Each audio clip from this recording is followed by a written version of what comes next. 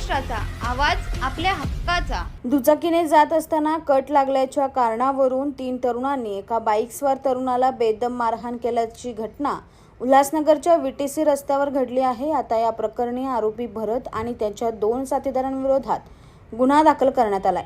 योगेश दिलवाले हा तरुण सोमवारी रात्री आशयगाव ते VTC ग्राउंड रस्त्याकडून जात असताना 3 तरुणांनी योगेशला अडवून बाईक स्लो चालवणं कट का मारतो या कारणावरून वाद घालत योगेशला 3 तरुणांनी बेदम मारहाण केली। यात योगेशच्या डोक्याला दुखापत झाली। ही संपूर्ण घटना CCTV कॅमेऱ्यात कैद झाली असून पोलीस अधिक तपास करत आहेत।